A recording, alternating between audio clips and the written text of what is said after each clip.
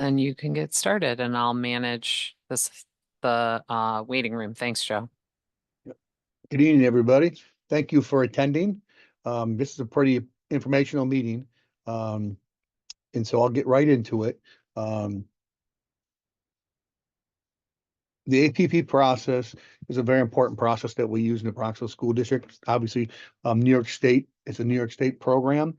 Not all schools use the APP process, but we use it for our athletes.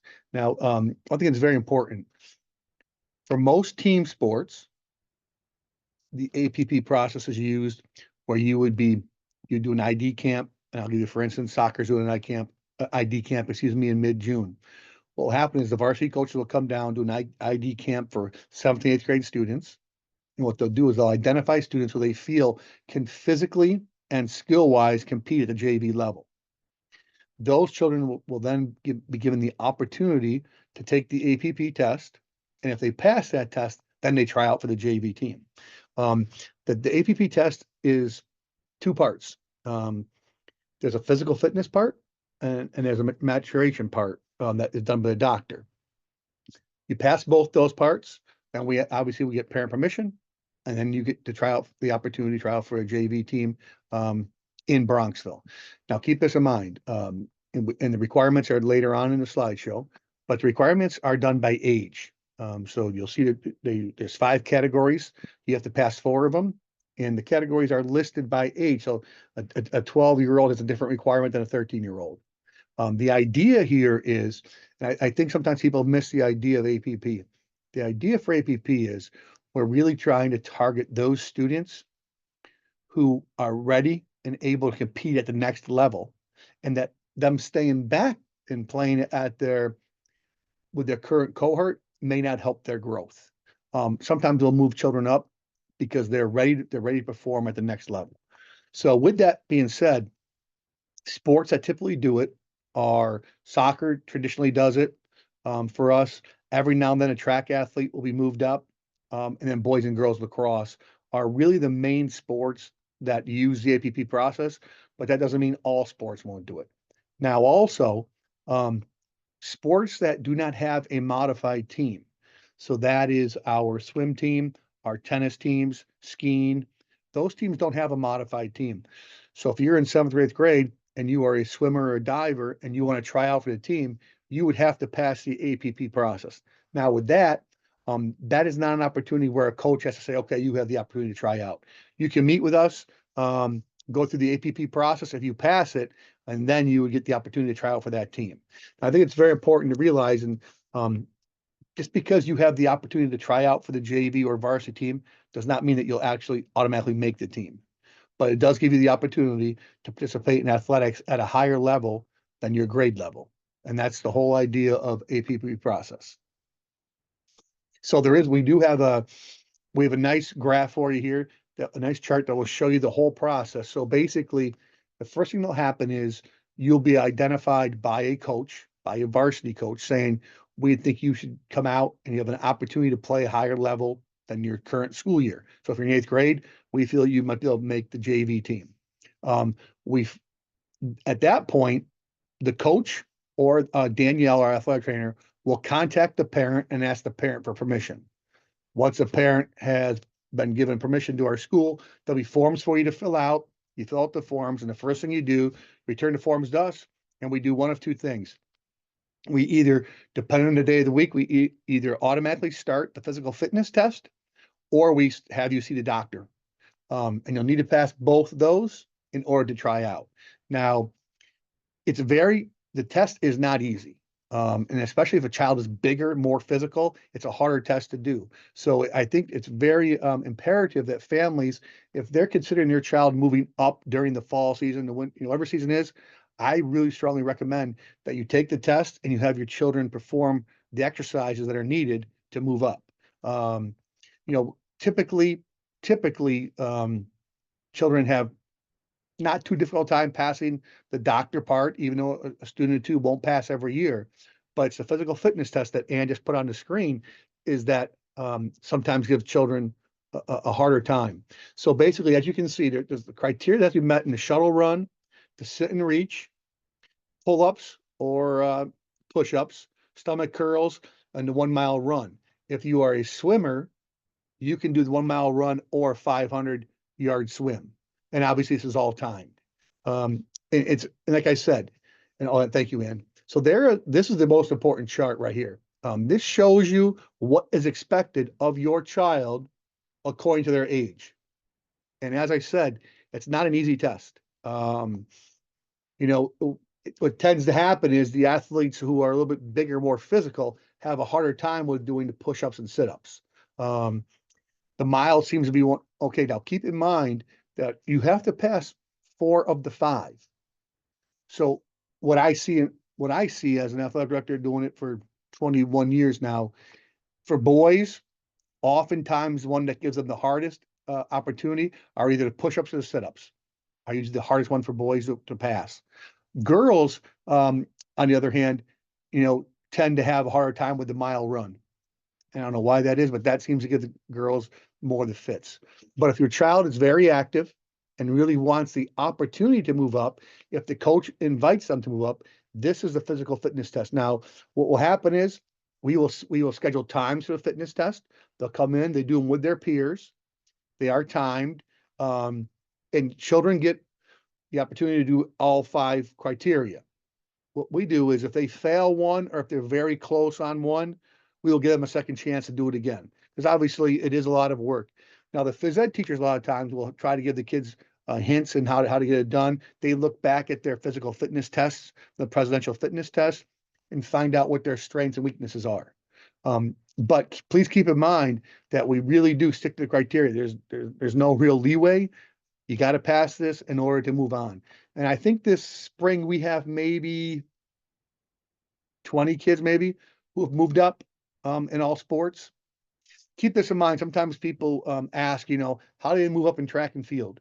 Well, with track and field, because they have so many events, we don't do a pre-season workout for the children. What we do is when they come into practice, if they go out and run and all of a sudden, an 8th grader or 7th grader hits a 5-minute mile, that child will have the opportunity to move right up because he's matching or she's matching the scores of what the varsity level athletes are getting. Okay, and you can head to the next one. So as I mentioned, we do have some ID camps. The biggest one seems to be soccer.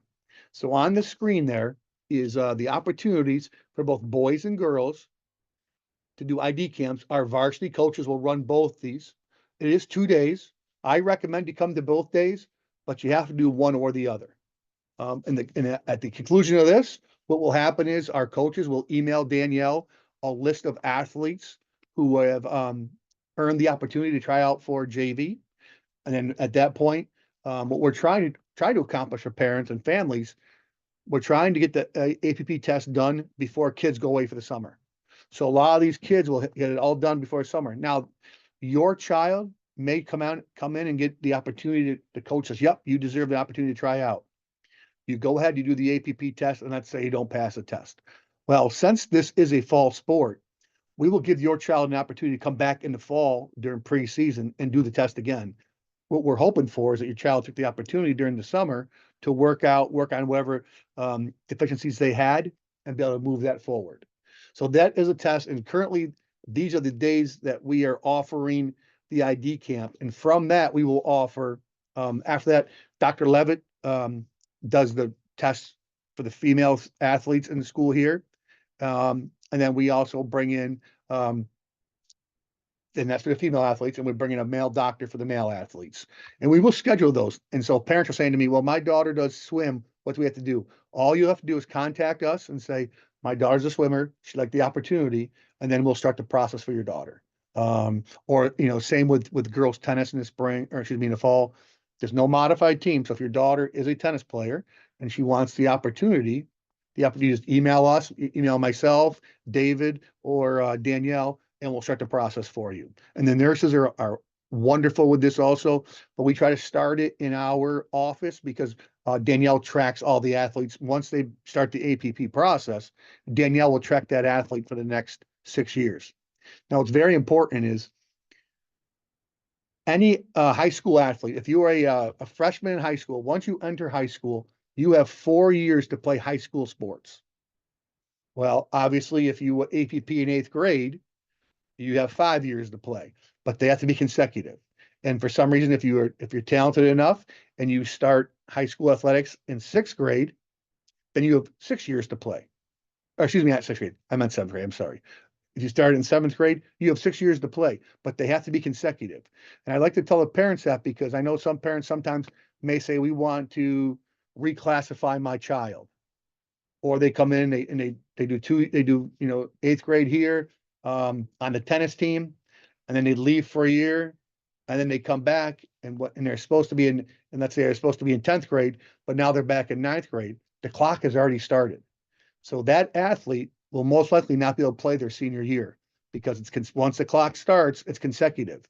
So we really let the parents understand that if you have any thoughts of reclassifying your child, you will not want to start them on the path for high school athletics until after that reclassification. And that's very important because it's really a shame that a parent gets confused or a child gets confused and they miss out on their opportunity to play their senior year. Thanks, Ian. Um, there is an attendance policy and a code of conduct that we will follow for all students who play in high school sports. And next year, we're including all seventh and eighth graders who are on a high school team. So in order to play on a high school team, you must be in school on time and attend every class on time. And if you have to leave school, you have a doctor appointment, dentist appointment, you have to return to school with a note from that doctor saying, doctor's office, that you were seen in the office on, June 13th at 1:30 p.m. You can bring that back and play. But obviously, we're all here for academics first, and we expect the students to be student athletes and be in school first. So please keep that in mind. If in the morning your child's not feeling well and you decide, you know what, you can sleep in a little bit longer.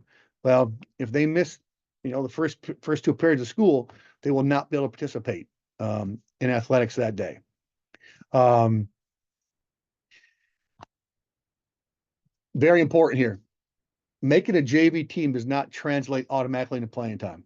But our goal here is to get every child to participate in athletics. Athletics is such an important part in their process that we want them all to play. But they also need to understand that at the highest level, which is varsity, we're not a win at all cost school, but that is the highest level of competition, and that's what goes on for playoffs. So at that time, we are more focused on winning, but like I said, we are not winning at all cost.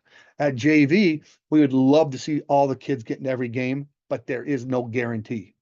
So please keep that in mind. That's why I talk to some of the children and I say, you know what, you could go to JV and you might be a fringe player. You might not get off the bench very often, or you can stay on modified and be maybe one of the stars of the team and really contribute fully. Also, keep in mind too that you know it's very difficult for some children to realize that maybe in seventh, eighth grade they were maybe the best kid on the team, but then as they grow, as they get older, that success may not follow them. So I just think people need to realize that we are basing your athletic performance on this current year, and we're not predicting the future. But so it is done yearly. Um, we do have children who, we had a boy this year came and said, you know what? I don't think I want to do JV lacrosse. I'm going to stay down and modified. And that's a choice that a student can make. We don't push anybody up if they don't really want to go. Sometimes we try to fill rosters on the JV level if we don't have enough children to do it. But then we would go to the parent, ask the parent, would you like your child to move up? We're looking for players to move up. Um, Keep in mind, now I will say this, for my child who went to a very large school, I was not concerned about the athletic portion of being an eighth grader and being on varsity.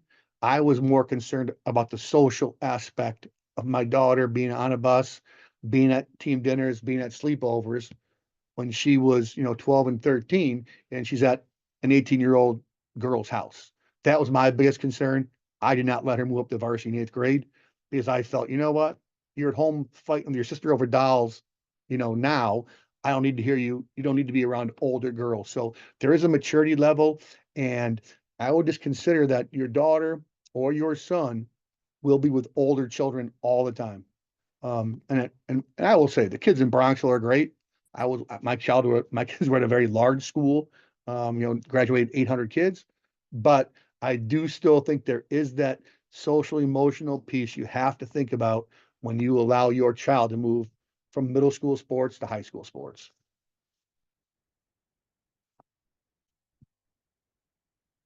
If you have any questions, you can put them right in the chat there, and I could.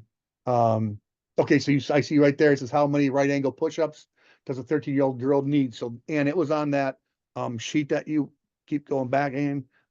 What right there? So right there is the chart for 13-year-old girls. And just so you know, if you decide you want your child to do this, all this information will be listed clearly on our website, and it'll say APP or athletic placement process, and you can download it and you'll have that test right there. And actually, it's a little bit more information. It talks about how to actually do the test. Uh, Curl ups are sit ups. And I will tell you this, for push-ups, it's interesting because they don't just let you go and bang them out as fast as you can. It'll say down, up, down, up. So there is a little bit of a delay. And, if you've ever done push-ups, you start going fast, it's pretty easy to get them done. When they make a delay, it is some work. But that's how the test is required to be done. And like I said, all the specifics of the test will be on that sheet. So if you want your child to practice, that's something you can have your child practice. We are recording this and we're going to send it out tomorrow morning with a link to our modified athletics handbook.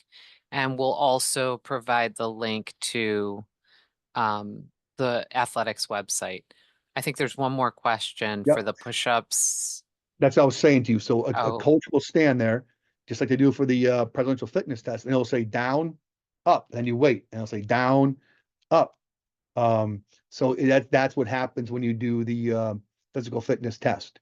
Now, I will say the one in the middle where it says set and reach, pretty much every kid passes that one. That's like writing your name on a paper and you get a good grade for that. That's the easy one.